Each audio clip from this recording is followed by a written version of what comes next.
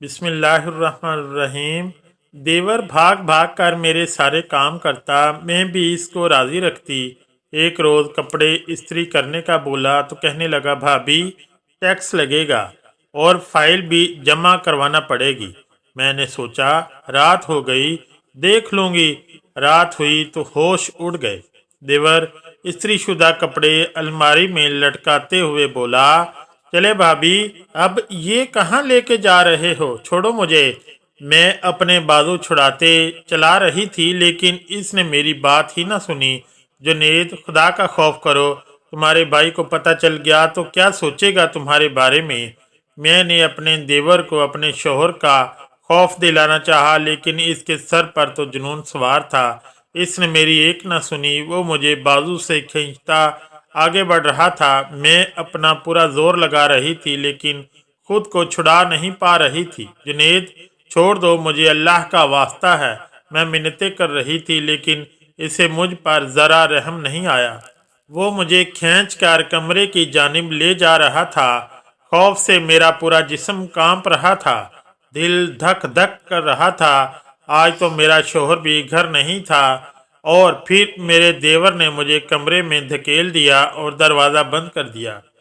मैं छटी फटी निगाहों से देवर की जानिब देख रही थी, जो अब सुर्ख आंखें लिए मेरी जानिब बढ़ रहा था। मैं फिर से रोने लगी, मुझे जाने दो प्लीज़। और फिर मेरी आवाज़ गले में ही रह गई। इसने एक ज़ोरदार थप्पड़ मेरे गाल पर रसीद किया था।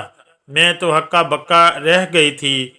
मुझे अपने देवर से ऐसी उम्मीद नहीं थी। अभी कल ही की तो बात थी जब देवर मेरे सामने नज़रें झुका कर रखता था। कभी इसने आंख उठाकर भी मुझे देखा भी नहीं। और आज वो क्या करने जा रहा था मेरे साथ, ये सोचकर ही मेरी रूह लर्ज गई। और मैं अपनी साबका ज़िंदगी के बारे में सोचने लगी कि ऐसी कौन सी गलती हुई थी मुझसे जो देवर को यहाँ तक ले आई थी। मेरी शादी ऐसे इंसान से हुई थी जिसका आगे पीछे कोई नहीं था, सिवाय एक छोटे से भाई के। ना बाप, ना माँ, ना कोई बहन और ना रिश्तेदार। जब मेरा रिश्ता आया तो मैं बहुत खुश थी। लड़का अच्छी जॉब करता था, मुझे सास नंदों की टेंशन नहीं थी। चुनाचे मैंने हाँ कर दी। मैं अपनी शादी पर बहुत खुश थी। सब कुछ मेरे मुताबिक हुआ था। मेरा शोहर अच्छा इंसान था, वो ज़्यादातर मसरूफ़ रहता था। मेरा एक 14-15 साल का देवर था जो स्कूल में पढ़ता था। मेरे शोहर ने बताया कि इसकी गैर मौजूदगी में सारा काम देवर करता था। वो सुबह उठकर अपने लिए और अपने बड़े भाई के लिए नाश्ता बना देता था। इतवार वाले दिन मशीन लगा कर कपड़े धो देता। 2 दिन बाद पूरे घर की सफाई कर देता। शाम का खाना बाहर से ले आता। वो पढ़ने में अच्छा था, इसलिए रात को अपने लिए चाय बनाता तो अपने भाई के लिए भी बना देता। मैं ये सब सुनकर हैरान रह गई। वो सीधा साधा मासूम लड़का काफ़ी मेहनती था। फिर मेरे शोहर ने मेरा हाथ थामते कहा कि मेरा भाई बहुत छोटा था जब माँ बाप एक हादसे में हमें छोड़कर चले गए। अपना और अपने भाई का पेट पालने के लिए मैं काम करने लगा। मेरे भाई को भी माँ बाप का प्यार नहीं मिला। वो अल्लाह के करम से पल गया और अब मुझे संभाल रहा है। मैं बस पैसे कमाता हूँ, लेकिन घर कैसे बनाते हैं ये मेरे 14-15 साला भाई को अच्छे से पता है। अब तुम आ गई हो ना, तो इसका ख्याल करना, इसे अपने छोटे भाई या बेटे जैसी मोहब्बत देना। मैंने ये सब बातें खामोशी से सुन ली और अपने शोहर से कहा कि फिक्र मत करें, मैं सब संभाल लूँगी। लेकिन सच बात तो ये थी कि मुझे थोड़ा गुस्सा आया था कि मेरा शोहर अपने भाई की तारीफ ही किए जा रहा था। खैर, अगले दिन मेरी आंख देर से खुली। देखा तो शोहर जा चुका था। मैं बाहर आई तो देवर को किचन में चाय बनाते देखा। आजकल इसके इम्तहान हो रहे थे और वो खूब दिल लगाकर पढ़ता था। इसे देखकर मेरे जहन में एक ख्याल आया और मैंने फौरन अमल करना ज़रूरी समझा। जुनेद, मैंने इसे प्यार से पुकारा। जी भाभी। इसने फौरन अदब से जवाब दिया। इसकी नज़रें झुकी हुई थी। इसके चेहरे पर मुझे खौफ भी दिखाई दिया था। मैंने सुना है तुम नाश्ता बहुत अच्छा बनाते हो। मैं भी तुम्हारे हाथ का नाश्ता करना चाहती हूँ। मुझे करवाओगे नाश्ता? मेरी बात सुनकर इसने हैरत से सर उठाकर मुझे देखा। इसकी आंखों में हैरानी थी। आप बैठें, मैं अभी बना देता हूँ। वो खुश हो गया था और फिर खुशी खुशी नाश्ता बनाने लगा। मेरा प्लान कामयाब हो चुका था। मैं एक अंगड़ाई लेते अपने कमरे में वापस आ गई और अपने बेड पर लेटकर मोबाइल चलाने लगी। 10-15 मिनट बाद ही जुनेद गर्मा गर्म नाश्ते के साथ हाजिर था। मेरी भूख एकदम से ही बढ़ गई थी। खुशबू तो बहुत अच्छी आ रही है। मैंने तारीफ करते कहा, भाभी आप पहले खा कर देखें, फिर बताइएगा ये पराठा कैसा बना है, और आमलेट भी। इसके चेहरे पर मासूम बच्चों जैसी मुस्कान थी। मैं दिल ही दिल में हंस दी। वो चला गया और मैंने खूब अच्छे से नाश्ता किया। इसके बाद मैं फिर से सो गई। जब उठी तो लंच टाइम था, गर्मियों का मौसम था। अब मेरा कुछ भी बनाने को दिल नहीं था। मैं कुछ सोचते हुए कमरे से निकली और जुनेद के कमरे की तरफ बढ़ी। वो पढ़ रहा था। मैंने इसे कहा कि नाश्ता बहुत अच्छा बना था। अब ऐसा करना, लंच भी तुम बनाना, बिरयानी बना लेना। तुम्हारे भाई भी शौक से खाते हैं और मैं भी तुम्हारे हाथ की ही बिरयानी चख लूँगी। इसके बाद तुम सारा काम मैंने ही करना है। ये बात सुनकर इसके चेहरे पर परेशानी उभरी थी। भाभी, वो दरअसल मेरा कल पेपर है। खैर चले, मैं कोशिश करता हूँ। मैं जानती थी वो मेरी बात नहीं टाल सकता था, और वैसे भी इसने पढ़ लिख कर कौन सा अफसर लग जाना था। इसे बिरयानी का बोलकर मैं अपनी दोस्त के साथ शॉपिंग पर चली गई। 3 घंटे बाद लौटी तो सारा घर चमक रहा था। मैं समझ गई थी सफाई मेरे देवर की कमजोरी थी। वो घर को गंदा नहीं देख सकता था, और फिर मेरी यही रूटीन चल निकली। अक्सर शोहर बिना नाश्ते किए चला जाता, अक्सर मैं इसे बना देती, और अक्सर मेरा देवर। इसके मैट्रिक के पेपर भी हो गए थे।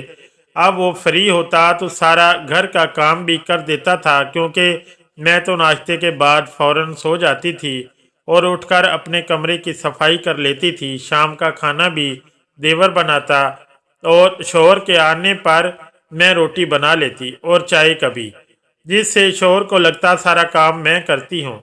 हफ्ते बाद कपड़े मेरा देवर धो देता था। वो खामोशी से सारे काम कर लेता था। मेरा देवर अब कॉलेज जाने लगा था। इसका कद काठ मजीद लंबा हो गया था, लेकिन अभी मैं इससे काम करवाती थी। इसे कहने की ज़रूरत ना पड़ती थी। अब वो अक्सर देर से घर आता था। एक दिन वो मेरे पास आया और कहने लगा कि कल से मैंने फीस जमा करवानी है। आप रात को भाई से बात कर लेना, मैं ज़रा देर से घर आऊँगा। इसकी बात सुनकर मेरी भवें सिकुड़ गईं कि अब इसे पैसे देने थे। कॉलेज की फीस कम से कम 1 लाख तो होगी ना, और मैं ऐसा बिल्कुल भी नहीं चाहती थी कि मेरा शौहर फजूल में इतने पैसे अपने भाई को दे। चुनाचे मैंने शाम को शौहर को बताया ही नहीं, और सुबह हुई तो देवर ने फीस का पूछा। मैंने झूठ बोला और कहा कि तुम्हारे भाई कह रहे हैं कि हाथ अभी तंग चल रहा है, इसलिए पैसों का इंतज़ाम नहीं हो सकता। ये सुनकर देवर परेशान हो गया। इसका मुंह लटक गया और वह खामोशी से चला गया। मैंने सुकून का सांस लिया, और इसके बाद देवर ने दोबारा शौहर से कोई बात ना की। वक्त गुजरता गया। मैं भी अपनी ज़िंदगी में मसरूफ़ हो गई और देवर भी। अलबत्ता अभी भी जिस वक्त मुझे देवर फारिग मिलता, मैं इसे काम पर लगा देती। मुझे शुरू से ही काम करने की आदत नहीं थी, बल्कि यूं कह लें कि मैं काम चोर थी। मैंने सोचा था ससुराल जाकर नौकरानी रख लूँगी, लेकिन यहाँ मुझे मुफ्त में काम करने वाला देवर मिल गया था। इसलिए नौकरानी की अब भला क्या ज़रूरत थी, क्योंकि रात को देवर सारे बर्तन धोकर और किचन साफ करके सोता था। मुझे कहने की ज़रूरत नहीं पड़ती थी। एक दिन मेरे शौहर ने देवर से पूछ ही लिया कि तुम रात गए तक कहाँ रहते हो। इस पर देवर ने कहा कि मैं ट्यूशन पढ़ाता हूँ। देवर ने स्पॉट से लहजे में जवाब दिया और चला गया। पहले तो मैं डर गई कि कहीं देवर फीस का जिक्र ना कर दे, क्योंकि देवर के नाम पर मैं अक्सर अपने शौहर से पैसे लेती थी। वक्त गुजरता गया। देवर अब बड़ा हो चुका था। वो किसी काम के सिलसिले में शहर से बाहर चला गया। और वो 2 महीने मैंने किस मुश्किल से गुजारे थे ये मैं ही जानती थी। मुझे पूरे घर का काम करना पड़ता था जो मुझसे होता नहीं था। मेरे तो जैसे होश ठिकाने आ गए थे। देवर ने घर को जाने कैसे संभाल रखा था। हर चीज़ परफेक्ट होती थी। अब हर जगह बर्तन बिखरे रहते थे। वक्त यूं ही पर लगा कर उड़ गया। देवर लंबे अरसे के लिए घर से गायब हो गया। कभी कभार देवर से फ़ोन पर बात हो जाती तो कहता, भाभी दोस्त के पास रावलपिंडी रहता हूँ, पढ़ाई जैसे ही ख़त्म होगी वापस आ जाऊँगा। 5 साल बीत गए। शौहर कभी कभार इससे जाकर मिल आता था और फिर एक दिन देवर वापस आ गया। मैं पहली बार इसके घर आने पर खुश हुई थी। मैंने इसकी खूब आओ भगत की, अच्छा खाना खिलाया और इसका हर तरह से ख्याल रखा।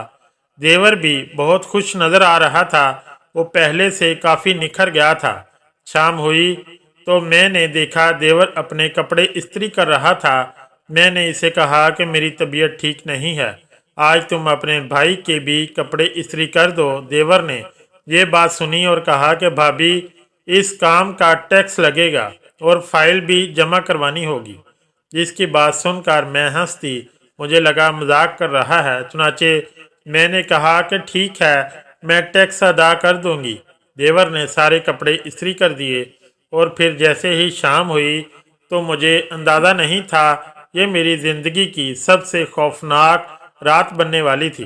शाम होते ही देवर मेरे कमरे में आया और कहा कि चलें भाभी, फाइल जमा करवाएं। वो काफ़ी संजीदा था, लेकिन मुझे हैरत हुई कि किस फाइल की बात कर रहा था वो। कौन सी फाइल? मैंने हैरान होते हुए पूछा। ये तो आपको ऑफिस पहुंचकर ही पता चलेगा। देवर ने इसी संजीदगी से जवाब दिया। अगर यह मजाक है तो मेरे पास बिल्कुल भी टाइम नहीं है। मुझे ज़रूरी काम से जाना है, मैंने लापरवाह अंदाज में कहा और अपना बैग उठाती कमरे से बाहर निकल आई। लेकिन देवर ने आगे बढ़कर झटके से मेरी बाजू थाम ली। मुझे तो जैसे करंट लगा था। जिस देवर ने कभी मुझे नज़र उठाकर नहीं देखा था, इसने आज मुझे छुआ था और ये बहुत बड़ी बात थी। ये क्या बदतमीजी है? छोड़ो मेरा बाजू, मैंने गुर्राते हुए कहा। छोड़ दूंगा, पर पहले सारे हिसाब बराबर करने हैं। देवर का अंदाज कुछ ऐसा था कि मेरी रीढ़ की हड्डी में सनसनाहट दौड़ गई। मैंने खुद को छुड़ाने की बहुत कोशिश की, लेकिन देवर मुझे खींचकर कमरे की जानिब ले जाने लगा। मैं डर गई थी और अब इसे ये कह रही थी कि तुम्हारा भाई तुमसे नाराज हो जाएगा अगर इसने तुम्हें मुझसे बदतमीजी करते देख लिया। पर इसने मेरी एक ना सुनी। वो मुझे अपने कमरे में ले गया और एक जोरदार थप्पड़ मुझे दे मारा। ये थप्पड़ इसलिए कि आपने भाई को हमेशा धोखा दिया। वो गुस्से से लाल पीला हो चुका था। मैं तो हैरान रह गई थी। फिर इसने एक फाइल उठाई और मेरे सामने फेंकी। आप जो छुप छुप कर बिजनेस कर रही हैं, ये इसकी तफसील है। आपके ज़िम्मे जितना भी टैक्स है वो आपको अदा करना होगा।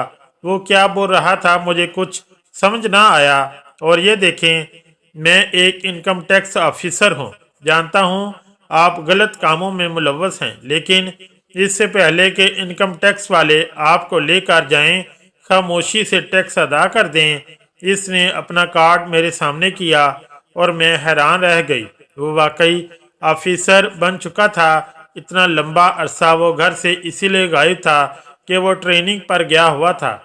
और इस फाइल में वो सारा हिसाब किताब है जो आपने मेरे नाम पर भाई से पैसे लिए, वो सारे आपको आज मुझे अदा करने हैं। मैं खाली खाली नज़रों से देवर को देख रही थी। जाने इसे कैसे मेरे बिजनेस का पता चल गया था। हालांकि मैंने बहुत राजदारी से सारा काम किया था। जानती हैं, जब आप पहली बार इस घर में आई थी तो मैंने आपको भाभी नहीं माँ समझा था। मैं प्यार का भूखा बच्चा था। मैं थक गया था अपने नाजुक हाथों से काम करते करते। पर आपने क्या किया? आपने मुझे नौकर बना लिया। देवर की आंखों में आंसू आ गए और मेरा सर झुक गया। मैं जानता था अगर मैंने इनकार किया तो आप मुझसे नफरत करेंगी, भाई को मेरे खिलाफ भड़काएंगी।